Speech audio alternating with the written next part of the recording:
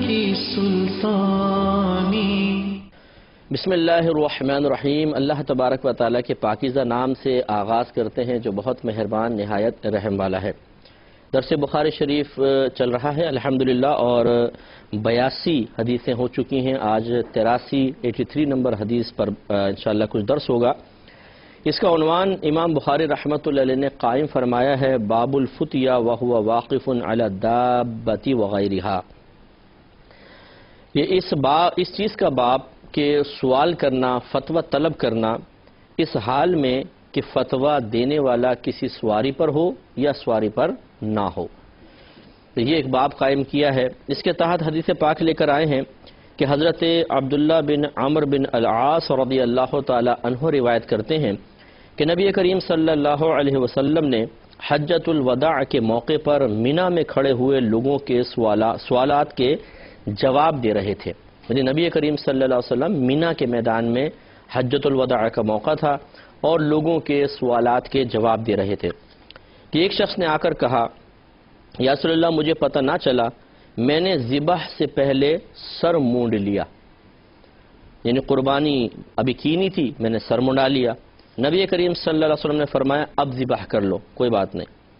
پھر ایک اور شخص آیا، اس نے کہا مجھے پتہ نہیں تھا اور میں نے کنکریاں مارنے سے پہلے ذبح کر لیا، کنکریاں مارنے سے پہلے میں نے ذبح کر لیا۔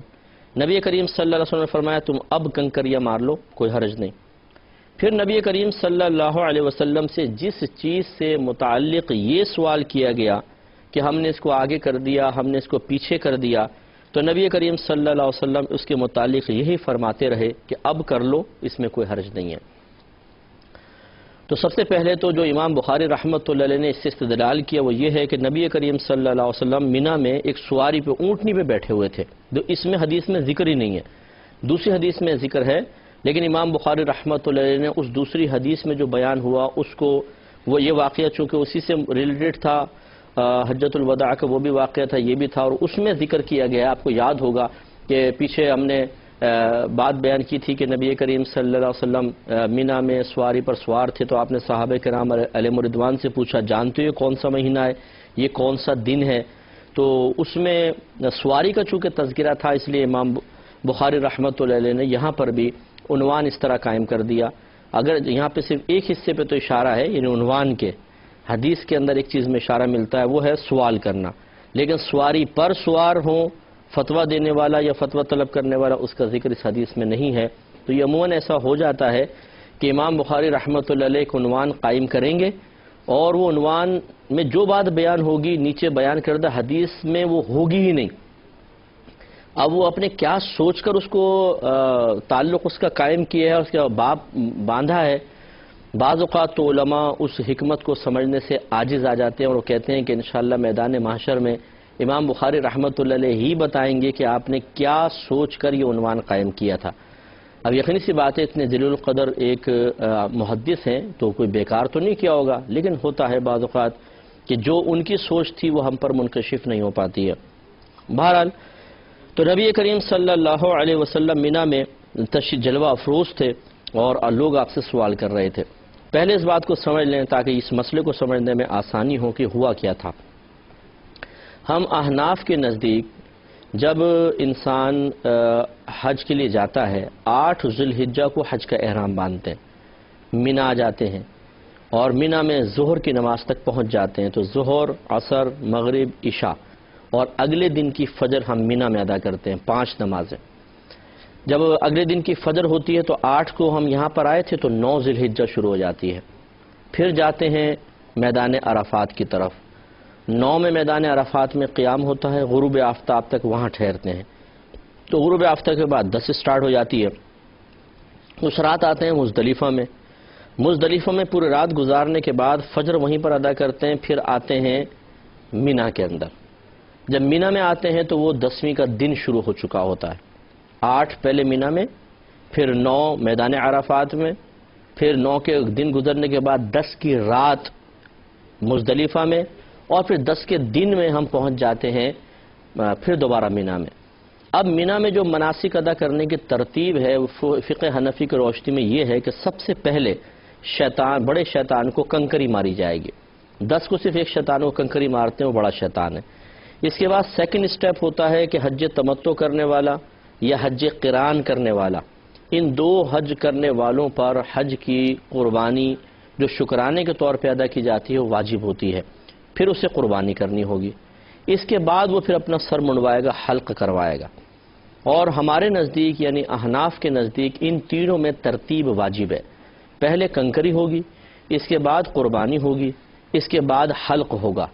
اگر ایک بھی چیز کو آگے پیچھے کر دیا، مثلا پہلے کنکری مار دی، پہلے سر منڈوا دیا، پھر کنکری ماری قربانی کی، دم لازم ہو جائے گا۔ دم کا مطلب ایک بکرا ایک دمبا، یا پہلے انہوں نے قربانی کر لی پھر کنکری ماری، دم لازم ہو جائے گا۔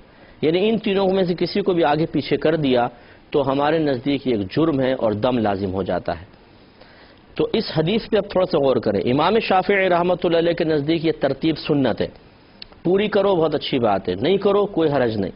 وہ اس حدیث سے استدلال کرتے ہیں کہ نبی کریم صلی اللہ علیہ وسلم سے دیکھیں ایک صحابی نے آ کر کہا کہ یا رسول اللہ، پہلا سوال کیا تھا؟ رسول اللہ مجھے پتہ نہ چلا، میں نے ذبح سے پہلے سر مونڈ لیا۔ اب دوبارہ ذرا فقہ حنفی آپ نے سن لیا نا، اب اس کو ذرا دیکھیے، دوبارہ دیکھیں کہ نبی کریم صلی اللہ علیہ وسلم مینا کے موقع پر، حجۃ الوداع کے موقع پر مینا میں کھڑے ہوئے تھے کہ اور لوگوں کے سوالات کے جوابات دے رہے تھے، تو ایک شخص نے آ کر کہا کہ مجھے پتہ نہ چلا، میں نے ذبح سے پہلے سر منڈوا لیا۔ آپ نے فرمایا اب ذبح کر لو کوئی حرج نہیں۔ دوسرا آیا کہ مجھے پتہ نہ چلا تھا، میں نے کنکریاں مارنے سے پہلے قربانی کر لی، سرکار نے فرمایا تم اب کر لو کوئی حرج نہیں۔ اور پھر راوی کہتے ہیں کہ پھر نبی کریم صلی اللہ علیہ وسلم سے جس نے بھی آ کر اس طرح کا کویسچن کیا کہ میں نے ایک چیز کو آگے کر دیا ایک چیز کو پیچھے، سرکار نے فرمایا اب کر لو کوئی حرج نہیں ہے۔ امام شافعی رحمۃ اللہ علیہ فرماتے ہیں دیکھیے نبی کریم صلی اللہ علیہ وسلم نے فرمایا کوئی بات نہیں، آگے پیچھے ہو گیا حرج نہیں ہے، تم اب کر لو اور تمہاری حج مکمل ہو جائے گا۔ احناف یہ کہتے ہیں کہ یہاں پر اب دو چیزوں کا احتمال ہے۔ ایک چیز تو یہ ہے کہ جیسے آپ کہہ رہے ہیں وہی صحیح ہے کہ نبی کریم صلی اللہ علیہ وسلم نے گویا کہ یہی فرمانا چاہا کہ ان کو آگے پیچھے کرنے سے کوئی نقصان نہیں ہوتا، آپ نے پہلے حلق کروا لیا بعد میں کنکری ماری کوئی بات نہیں، اب آپ آگے مناسک کر لو کوئی بات نہیں۔ یہی بات ہوگی جیسے آپ کہہ رہے ہیں کہ ترتیب واجب نہیں ہے، سنت ہے۔ اور یا پھر اس میں یہ بھی تو احتمال ہے کہ نبی کریم صلی اللہ علیہ وسلم گویا کہ یہ فرما رہے ہیں کہ اگر تم جان بوجھ کے کرتے تو حرج تھا، لیکن چونکہ تمہیں معلوم نہیں تھا، ابھی پہلی مرتبہ تم حج پر میرے ساتھ آئے ہو، ابھی تمام احکام تم نے مجھ سے سیکھے نہیں تھے اور غلطی سے تم سے ایسا ہو گیا، تو غلطی تو مانی جائے گی، اس کے اوپر دم وغیرہ بھی لازم ہوگا، لیکن تم گناہگار نہیں ہوگے۔ لا حرج جو ہے کہ کوئی حرج نہیں ہے، تو یہ گناہ کے معنی میں آتا ہے، تم پہ کوئی گناہ نہیں ہے، گویا کہ جو تم نے غلطی سے کیا یہ کم علمی کی بنا پر ہے، اور وہ کم علمی ایسی ہے کہ وہ ایسا نہیں تھا کہ پہلے علم دے دیا گیا تھا تم نے سیکھا نہیں اس وجہ سے کم علمی تھی، اس صورت میں تو جہالت عذر نہیں ہے، گناہ گار ہوتے، لیکن ابھی تو علوم سرکار سکھا رہے ہیں اور انہوں نے ابھی وہ علم سیکھا ہی نہیں تھا کہ اس طرح کی غلطی ہوئی، تو اس پر سرکار فرما رہے کہ تم گناہ گار نہیں ہوگے، کوئی حرج نہیں ہے، تم گناہ گار نہیں ہوئے اس لیے کہ تمہیں علم نہیں تھا، لیکن بہرحال ترتیب واجب تھی، ترتیب تمہیں کرنی تھی۔ تو یہ دونوں احتمالات ہیں۔ تو احناف یہ کہتے ہیں کہ یہ دوسرا والا احتمال زیادہ بہتر ہے، اور کیوں زیادہ بہتر ہے اس کی ایک دلیل دیکھیے۔ ہم یہ کہتے ہیں کہ یہ مصنف ابن ابی شیبہ ایک کتاب ہے جو حضرت ابن ابی شیبہ رحمۃ اللہ علیہ نے اس میں حدیثیں جمع کی ہیں، اور آپ امام بخاری رحمۃ اللہ علیہ کے بھی استاد ہیں، اور بڑی ہی صحیح روایت ہے اور بڑی مستند اس کی سند ہے، یعنی بہترین اس کی سند ہے، قوی سند کے ساتھ آپ یہ لے کر آئے ہیں۔ یہ حدیث بیان کرتے ہیں کہ مجاہد بیان کرتے ہیں کہ حضرت ابن عباس رضی اللہ تعالی عنہ نے فرمایا کہ جس نے اپنے حج میں کسی چیز کو مقدم یعنی پہلے یا مؤخر یعنی بعد میں کر دیا، وہ اس کے لیے ایک جانور کا خون بہائے گا۔ تو ایک جانور کا خون بہانے کا مطلب دم دے گا، اور دم اس وقت ہوتا ہے جب انسان کوئی واجب ترک کر دیتا ہے، تو معلوم یہ ہوا کہ ترتیب واجب ہے۔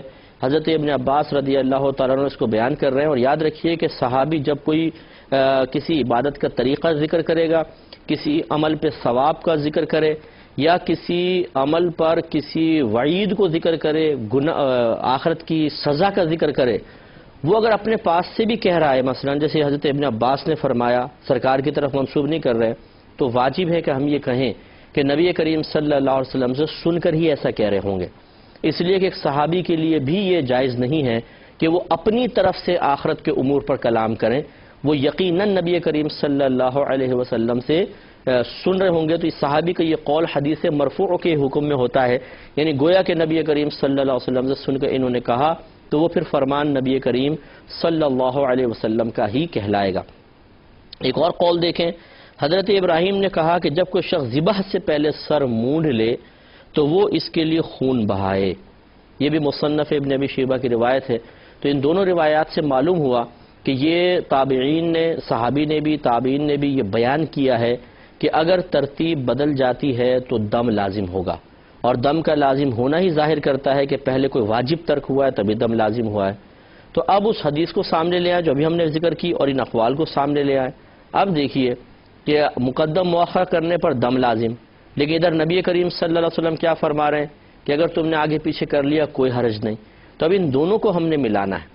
جب دلائل ٹکراتے ہیں آپس میں تو اس سے بہتر کہ ہم کہیں اس کو لے لو اور اس کو بالکل چھوڑ دو، اس سے کہیں زیادہ بہتر یہ ہوتا ہے کہ ان دونوں کا اس کا ایسا معنی لو کہ اسے بھی چھوڑنا لازم نہ آئے، اور اس کا ایسا مفہوم لو کہ اس کو ترک کرنا لازم نہ آئے. یہ سب سے باکمال چیز ہوتی ہے اور سب سے زیادہ ضروری چیز ہوتی ہے کہ دو باہم ٹکرانے والے دلائل میں ایسی موافقت پیدا کر دینا کہ دونوں پر عمل ہو جائے، کسی ایک کو چھوڑنا لازم نہ آئے. یہ سب سے افضل اور اولیٰ ہے. لہذا اگر امام شافعی رحمۃ اللہ علیہ کی تعویل لے لی جائے، یعنی ان کا قول قبول کر لیا جائے کہ جی سنت ہے، اگر سنت تھا تو بتائیں ابن عباس رضی اللہ تعالیٰ عنہ نے کیوں ایسا فرمایا؟ اس کا مطلب ہے کہ امام شافعی رحمۃ اللہ علیہ کی بات مان لی جائے تو ابن عباس رضی اللہ تعالیٰ عنہ کی بات کو رد کرنا پڑے گا. لیکن احناف کا قول مان لیا جائے تو ہم یہ کہتے ہیں کہ حدیث میں سرکار یہی بیان فرمانا چاہتے ہیں کہ دم تو تم پر لازم ہو گیا، لیکن چونکہ ابھی تمہیں اس کا وسیع علم نہیں دیا گیا تھا لہذا تم گناہگار نہیں ہوئے، لہذا اب تم ایسا کر لو تو تمہیں رخصت مل جائے گی. اور میں بھی آپ کی خدمت میں ایک بات عرض کرتا ہوں، دیکھیں کہ خود حدیث میں بھی اس طرف ایک اشارہ مل رہا ہے جو حنفی فقہ ہے اسی کی طرف، حنفی سوچ کی طرف، فکر کی طرف اشارہ ملتا ہے، احناف کے نکالے ہوئے نتیجے کی طرف اشارہ ملتا ہے. وہ کیسے؟ دیکھیں صحابی نے آ کے پوچھا یا رسول اللہ مجھے پتہ نہ چلا، میں نے ذبح سے پہلے سر منڈوا لیا، میں نے ذبح سے پہلے سر منڈوا لیا. سوال ہی پیدا ہوا کہ ان کو سوال پوچھنے کی ضرورت ہی کیا پیدا ہوئی؟ اگر تو ترتیب آگے پیچھے ہوتی، سب صحابہ کو پتا تھا تو کیوں آ کے پوچھا؟ اس کا مطلب یہ ہوا کہ یہ مسئلہ کہیں نہ کہیں ان کو بھی کسی نہ کسی کو پتا تھا، کسی نے کہا ہوگا یہ تم نے کیا کر لیا، تم نے ذبح سے پہلے سر منڈوا لیا، پہلے قربانی کرنی تھی پھر تمہیں حلق کرنا تھا، یہ تم نے کیا کیا؟ تبھی انہوں نے آ کر خاص، ورنہ تو یہ کہتے ہیں رسول اللہ ہم نے اس طریقے سے کیا سرکار، ہم نے پہلے یہ کر لیا یہ کر لیا یہ کر لیا، کیا صحیح ہے؟ سرکار فرماتے صحیح ہے. لیکن ان کو سوال ہی یہ ہے یا رسول اللہ میں نے قربانی سے پہلے سر منڈوا لیا. اس کا مطلب انہیں پہلے تشویش ہے کہ میں نے کوئی غلط کام تو کر لیا ہے. یہ تشویش کیسے پیدا ہوئی؟ اگر کسی کو سرے سے بالکل علم نہ ہو، کسی نے نشاندہی نہ کی ہو تو سوال پوچھنے کی ضرورت پیش نہیں آیا کرتی ہے. تو اس کا مطلب یہ ہوا کہ ان سے بھی ہو سکتا ہے ان صحابی سے کسی نے کہا ہو کہ آپ نے یہ غلط معاملہ کر لیا ہے، ترتیب تو یوں ہونی چاہیے، آپ نے ایسا کیوں کر لیا؟ تو فوراً سرکار کے پاس رسول اللہ ایسا کر لیا. سرکار نے فرمایا کہ اب کر لو، یعنی تم نے اگر قربانی پہلے سر مونڈ لیا بعد میں قربانی کوئی بات نہیں، دوبارہ سر مونڈ لو، کیونکہ تاکہ ترتیب قائم ہو جائے. اور کوئی حرج نہیں ہے، حرج اس لیے نہیں کہ ابھی میں نے صحیح طرح یعنی مکمل یہ احکام تم تک نہیں پہنچائے تھے، تمہیں اس کا علم نہیں تھا اس لیے تم گناہگار نہیں ہوئے. تو پھر یہ دونوں میں بالکل کامل تطبیق پیدا ہو جائے گی. اس کو تطبیق کہتے ہیں، یعنی دو دلائل جو باہم ایک دوسرے سے ٹکراتے ہوئے محسوس ہوں ان کے ایسے مفہوم لے لینا کہ دونوں کا ٹکراؤ ختم ہو جائے اور دونوں پر عمل ہو جائے، اس کو کہتے ہیں ان میں تطبیق پیدا کرنا یا موافقت پیدا کرنا. اور یہی سب سے افضل اور اولیٰ صورت ہوتی ہے. اور عوام کی خدمت میں ہم یہ گزارش کرتے ہیں کہ اس موقع پہ آپ یہ غور کریں، بعض لوگ ہوتے ہیں کہ علماء ایک بات بیان کریں گے، وہ کہیں سے ایک حدیث لے آئیں گے، آپ تو یہ کہہ رہے ہیں ہم نے تو یہ سنا ہے. اب یقینی سی بات ہے اگر ایک عالم کا جو واقعی ایک عالم اور مفتی ہے ان کا قول اس حدیث کے خلاف جا رہا ہے تو کوئی نہ کوئی وجہ تو ہوگی.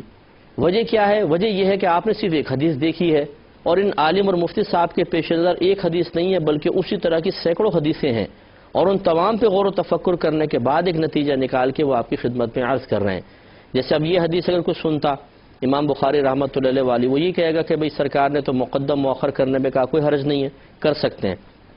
لیکن جب ابن عباس رضی اللہ تعالیٰ عنہ والی حدیث سامنے آئے گی تو اب کیا کریں گے؟